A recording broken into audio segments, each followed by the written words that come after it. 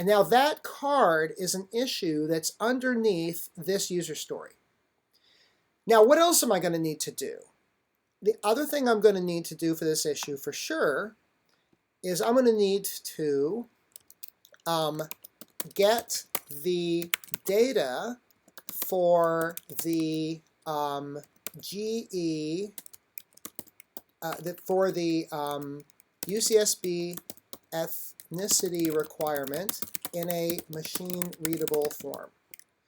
Let me go ahead and just grab that link here. We need to scrape the data from this page and deliver it and capture it in some format that we can read into our Java code, whether that be JSON or CSV or whatever. You know, a good also tip here is to use the checklist feature. Got it. So if you find yourself needing, you'll see when we've saved this, it will create a bunch of checkboxes. But if you need to create a bunch of reminders of what the definition of done or how you would know you'd complete this, the checkboxes are a great set of reminders that you can do. You can make a bunch of these for you if you want. So I could do write scraper. I could be save data in some format, and I could be maybe write code that reads that data into the Spring Boot app. And then submit new issue. And then one more issue that I might write here, new issue. I think that's saved. Let's see. Did it not save? Yeah, submit. Issue. Okay, there we go. So that one's hopefully now saved. I'm going to do one more, and that issue is going to be incorporate data into the screen for ethnicity requirements. Replace the placeholder screen from issue, and I believe it was issue number 1. Yep. And you see how once I type the # it pops this up, and I can just select that. That will turn into a hyperlink with data collected in issue number 2. And that's really all I need to say, because I think that's pretty self-explanatory. However, what you see here is that there is a possibility here of leaving comments. So if somebody else on my team were like, I have no idea what this means. Can you explain it in more detail? Now, that's not a very diplomatic comment. So maybe a better way to say this is, I wonder if you could explain in more detail what needs to be done for this issue. I wonder if, or tell me more about is always better than, you know, your issue sucks. Your issue is unclear and bad. It's also nice here sometimes, you know, to show me is important, but also the ability to just maybe do a quick drawing and you can add comments. Just saying that you want to be able to replace it doesn't say what you want the data to look like or how, you know, how it might need to be formatted. So we have a bunch of things to work out. But usually the important part is you have enough to start the conversation. Right. Because a lot of those questions about what it would look like will be worked out with maybe you and a pair, another person, just trying it, seeing how you can display the data.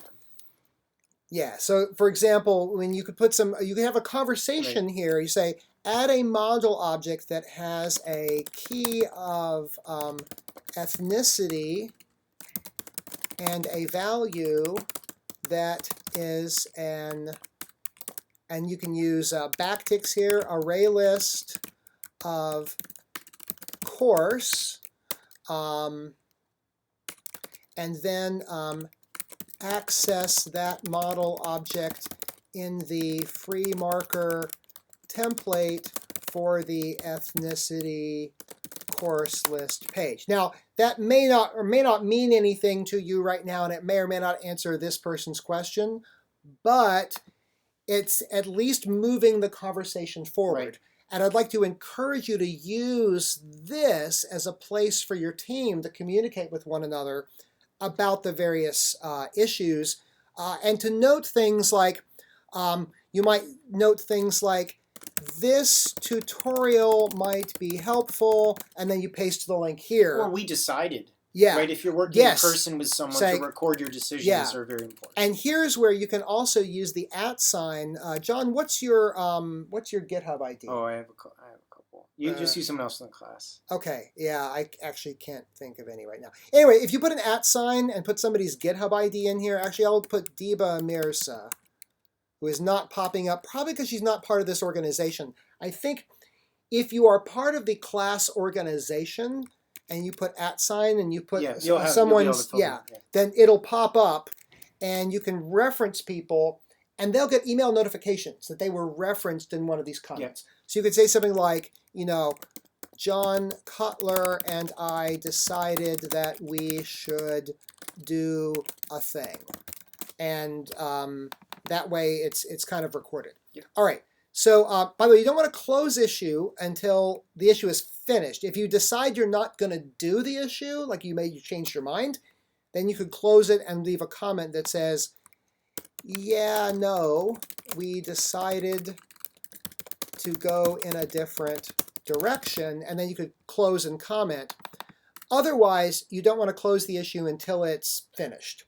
All right, so we've got these issues. I'm going to go back to my project, and this is the project here, and I'm going to go to add cards, and I'm going to drag in issue number 2 and issue number 3, and this is really not the order I want these in, so I believe that I can rearrange these. Mm-hmm. I think I want that one there, and I want this one to be first. And you can see where you use the check boxes. Do you see how it says 0 of 3? Ah, nice. So that allows you to kind of get a progress bar if you have some items. Yes. So if I do that and then show more, there are the progress things. So if as we work through the issue, we can kind of tick these off. Yeah. So if we had 2 of the 3 done, you can see it shows 2 of 3. So you can really try to track your progress here. And as you work on those, you could click Right Scraper, and you could go into this issue. Not that. That's the link to the page. Let's go back into this issue. And here we go. Go to Issue for full details. That's where we go. So as you click this off, you could say, we worked on the scraper, and you should know that blah, blah, blah. And you can say something like that. Right. Say, right, so there's all kinds of information you can write here, and I encourage you to do that. Comment, edit history is now public. Got it. Okay.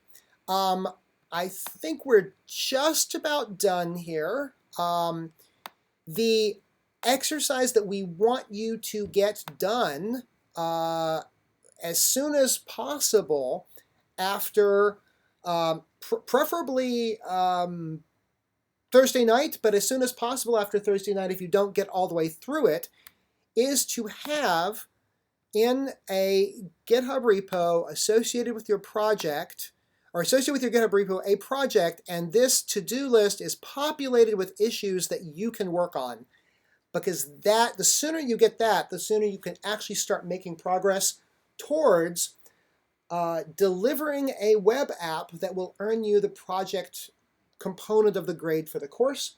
But even more than that, really feeling like you understand not just how to work with Java web apps, but kind of how to work with delivering software that meets user needs in a way that is authentic and mirrors real-world practice. That's kind of the point about done here. If you think about it, it's probably not those individual cards or individual issues might be done. Right. But we're really not done unless if we're going back to one of our slices. Yeah, let me go back here. Yes. we're probably not done. So this is one story of a slice. Exactly. You're probably not done until all the issues are done. But even on a higher level, you're probably not done with your slice. That's right. Until all the stories for that slice are done, which are back, for this particular thing, you're going to be done when you've completed this set of stories that each will have issues connected to. Then you'll really know you're moving in the right direction. That's right. So what we've done so far is we've taken one user story,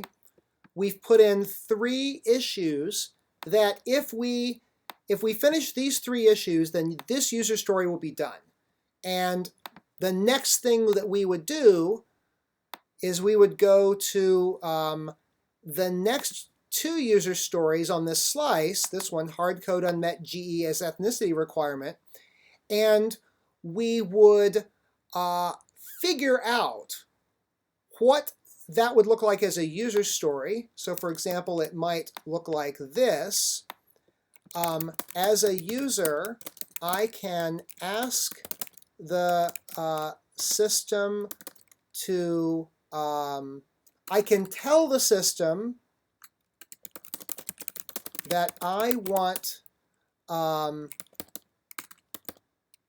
the courses offered in winter 19 that meet the ethnicity requirement so that I can graduate. And as I look at this story, I think this story actually captures both of these. And sometimes when you have something that's hard-coded, sometimes that's exactly what happens. So we would take this one, this user story, we would come back over here, we'd put in another card. I could reformat, oops, where'd it go? Down at the bottom. Probably. Yeah, probably down, up, back. Let's see. Okay, it's here at the top. And what I'm going to do is I'm going to drag this one down. I think if I... You'll find that scroll, zooming out is your friend in GitHub on a laptop monitor because it gets really... All right, so zoom out a bit. I've got the font big high, very, very high because I do presentations in classrooms with bad projectors. Okay, there we go. Now I've got this one down at the bottom. And what I will do now is add issues underneath this one that would allow me to deliver this. Part of what I'm going to need here, this offered in W19 is actually, there's a lot to unpack in there. Because what I'm going to need to do is come over here and add a new issue, which is get all of the courses offered in winter 19 in machine readable format. Ouch! That sounds complicated. Fortunately, a previous iteration of CS56 students already worked that out. Note, this is a solved problem. You'll just have to read through some legacy code. That is a big part of what we're learning in this class. So ask Conrad for details. Now, actually, it is Conrad who is writing this app, so I'll ask myself, I suppose. But there you go. That is one of the things we're going to need to get. And so that issue, I'm going to come back over to projects, and I'm going to take that, not add column, sorry, nope, add cards. I'm going to grab that one and put that one down here at the bottom. And there's a few more that I would need to put there. But I think you've got the idea now. As what will happen next is once we've got all these populated, once you start working on one of these, what you would do is you would assign the issue to yourself. So here it has assignees. No one, assign yourself. And say, okay, I'm working on this. My little picture comes up there. And then I would drag this over to in progress. Drag the story too if you wanted to. And once well, you know, I think we probably want to leave the story there so that we know that these two are part of the story. Unless you bring them all in progress as a team together. Right? I think what we want to do is once, and maybe what we need to do is, let's see, is there a way to link to copy card link? What we could do is copy that card link. Yeah, that's great. And go on under here. I'm trying to open that up. Oh, I guess I go over here. And maybe I could edit this and say supports user story blah. That's a good idea. As I said, we're still kind of working out what the best workflow is here. My sense is that we might want to leave the user stories here until all of the issues for that user story are in the in progress column, and then we can move the user story to in progress. Once all of these are in done, we can move this over to done. Maybe rather than linking from this to the user story, we might go in here, edit note, and say supported by issues number 1, number 2, number 3. Since that's not hyperlinking, I don't know. It does work. Excellent. Good. So I think we can do it that way. Yeah. And then once you see that all of the issues are moved into in progress or done, then we can drag this over. Okay. As you can see, we can drag these anywhere, anyhow, at any time. So since I haven't really started on that one, I'm going to drag it back over to there. John, is there anything more to say? No. I think we've got it. If you have questions, please post them to the Piazza board for the course. And thank you for watching. Thanks.